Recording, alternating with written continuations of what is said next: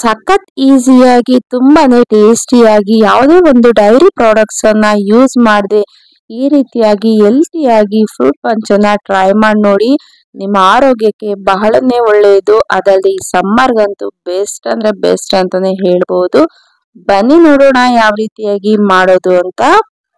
ಮೊದಲಿಗೆ ನಾನು chia seeds ಅನ್ನ ಈ ರೀತಿಯಾಗಿ ಒಂದು ಅರ್ಧ ಗಂಟೆ ನೀರಿನಲ್ಲಿ ನೆನೆ ಹಾಕಿದೆ. ನೋಡ್ತಾ ಇರ್ಬೋದು ಚಿಯಾ ಸೀಡ್ಸ್ ಎಷ್ಟು ದಪ್ಪ ಆಗಿ ರೆಡಿ ಆಗಿದೆ ಅಂತ.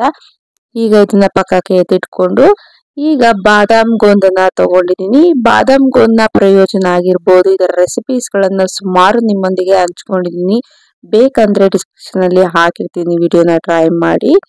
ಈಗ ಇದನ್ನ ಓವರ್ ನೈಟ್ ಸೋಕ್ ಮಾಡ್ತಾ ಇದ್ದೀನಿ. ನೀವು ಇದನ್ನ ಓವರ್ ನೈಟ್ ಸೋಕ್ ಮಾಡಿ ಮಾರ್ನಿಂಗ್ ಎದ್ದ ತಕ್ಷಣ ನೋಡ್ಬೋದು ಜೆಲ್ಲಿ ತರ ಆಗುತ್ತೆ.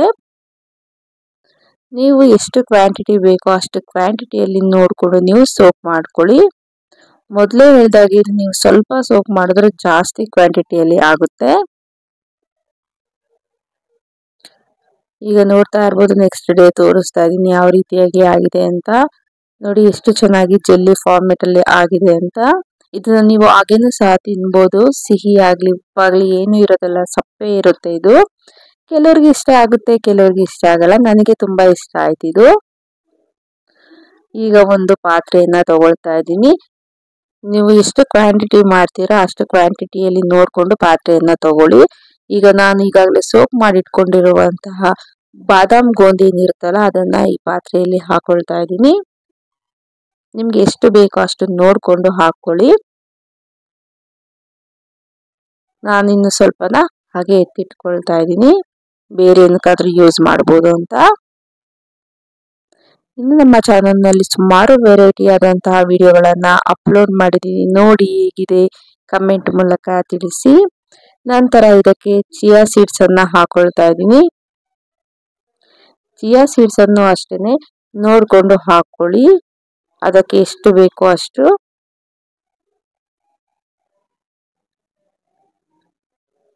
ಒಂದ್ಸತಿ ಮಾಡ್ಕೊಂಡು ಕುಡೀರಿ, ತುಂಬಾನೇ ಟೇಸ್ಟಿ ಆಗಿರುತ್ತೆ, ತುಂಬಾನೇ ಚೆನ್ನಾಗಿರುತ್ತೆ.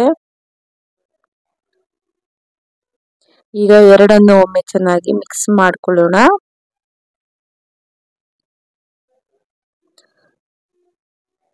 ನಂತರ ಇದಕ್ಕೆ ನಾನು ಕಟ್ ಮಾಡ್ಕೊಂಡಿರುವಂತಹ ಫ್ರೂಟ್ಸ್ ಗಳನ್ನ ಆಡ್ ಮಾಡ್ಕೊಳ್ತಾ ಇದ್ದೀನಿ. ಮೊದಲಿಗೆ ಕರ್ಬೂಜದ ಹಣ್ಣನ್ನ ಹಾಕೊಳ್ತಾ ಇದ್ದೀನಿ. ಈ ರೀತಿಯಾಗಿ ಸಣ್ಣದಾಗಿ ಕಟ್ ಮಾಡ್ಕೊಂಡು ಹಾಕೊಳ್ಳಿ. ನಂತರ ಇದಕ್ಕೆ ಸಣ್ಣದಾಗಿ ಕಟ್ ಮಾಡ್ಕೊಂಡಿರುವಂತಹ ಗ್ರೇಪ್ಸ್,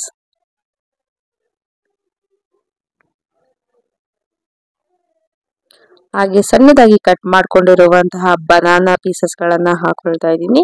ಇಲ್ಲಿ ನಾನು ಏಲಕ್ಕಿ ಬಾಳೆಹಣ್ಣನ್ನ ಯೂಸ್ ಮಾಡಿದ್ದೀನಿ. ನಂತರ ಇದಕ್ಕೆ ಚೀಕುನ ಆಡ್ ಮಾಡ್ಕೊಳ್ತಾ ಇದ್ದೀನಿ, ಸಪೋಟನ ಅದನ್ನು ಸಹ ಈ ರೀತಿಯಾಗಿ ಸಣ್ಣದಾಗಿ ಕಟ್ ಮಾಡಿ ಹಾಕೊಳ್ತಾ ಇದ್ದೀನಿ. ಹಾಗೆ ಇದಕ್ಕೆ ದಾಳಿಂಬೆ ಹಣ್ಣನ್ನ ಹಾಕೊಳ್ತಾ ಇದ್ದೀನಿ, ಪೊಮೊಗ್ರಾನೇಟ್ ಸೀಡ್ಸ್ ಅನ್ನ. ಎಲ್ಲವನ್ನು ಆದಷ್ಟು ಸಣ್ಣಗೆ ಕಟ್ ಮಾಡ್ಕೊಳ್ಳಿ. ನಂತರ ಇದಕ್ಕೆ ಏಲಕ್ಕಿ ಪೌಡರ್ ಅನ್ನ ಆಡ್ ಮಾಡಿದ್ದೀನಿ. ಹಾಗೆ ಮೇಲೆ ಸ್ವಲ್ಪ ಹನಿಯನ್ನ ಆಡ್ ಮಾಡ್ತಾ ಇದ್ದೀನಿ. ನೀವು ಬೇಕಾದ್ರೆ ಸಕ್ಕರೆನೂ ಸಹ ಹಾಕೋಬಹುದು. ನಾನು ಇಲ್ಲಿ ಹನಿಯನ್ನ ಹಾಕಿದ್ದೀನಿ. ಈಗ ಎಲ್ಲವನ್ನು ಒಮ್ಮೆ ಚೆನ್ನಾಗಿ ಮಿಕ್ಸ್ ಮಾಡ್ಕೊಳ್ಳಿ.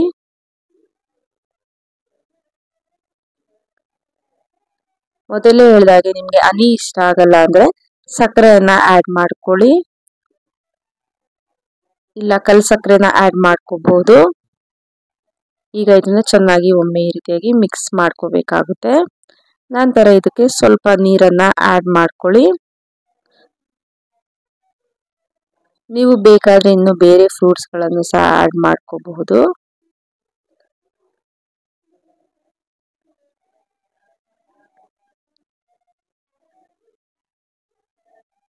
ನೋಡ್ತಾ ಇರ್ಬೋದು ನಾನು ಇದರಲ್ಲಿ ಆಪಲ್ ನ ಸಹ ಆಡ್ ಮಾಡಿದ್ದೆ, ಅದು ವಿಡಿಯೋ ಸ್ಕಿಪ್ ಆಗಿದೆ. ಈಗ ನೋಡ್ತಾ ಇರ್ಬೋದು ಹೆಲ್ತಿ ಆದಂತಹ ಫ್ರೂಟ್ ಪಂಚ್ ರೆಡಿ ಆಗಿದೆ. ಇದನ್ನ ನೀವು ಈ ರೀತಿಯಾಗಿ ಒಮ್ಮೆ ವಾರಕ್ಕೊಮ್ಮೆ ಆದ್ರೂ ಈ ಸಮ್ಮರ್ ಅಲ್ಲಿ ಮಾಡ್ಕೊಂಡು ತಿನ್ನಿ. ನಿಮ್ಮ ಬಾಡಿ ತುಂಬಾನೇ ಕೂಲ್ ಆಗಿರುತ್ತೆ. ಮತ್ತೆ ಮಕ್ಕಳು ಸಹ ತುಂಬಾನೇ ಎಂಜಾಯ್ ಮಾಡ್ಕೊಂಡು ತಿಂತಾರೆ, ಇಷ್ಟಪಟ್ಟು ತಿಂತಾರೆ. ನೋಡಿದ್ರಲ್ಲ, ಫ್ರೂಟ್ಸ್ ತುಂಬಾನೇ ಅಧಿಕವಾಗಿ ಹೇರಳವಾಗಿರುತ್ತೆ. ಅದಲ್ಲದೆ ಬಾದಾಮ್ ಗೋಂದು ಸಹ ನಮ್ಮ ಹೆಲ್ತಿಗೆ ಬಹಳನೇ ಒಳ್ಳೆಯದು. ನೋಡಿದ್ರಲ್ಲ ಈ ಹೆಲ್ತಿ ಆದಂತಹ ಫ್ರೂಟ್ ಪಂಚ್ ರೆಸಿಪಿ. ನಿಮಗೆ ಇಷ್ಟ ಆಗಿದ್ರೆ ನೀವು ಸಹ ಟ್ರೈ ಮಾಡಿ ಹೇಗೆ ಬಂತು ಅಂತ ತಿಳಿಸಿ. ಹೀಗೆ ಸಪೋರ್ಟ್ ಮಾಡಿ. Thank you so much.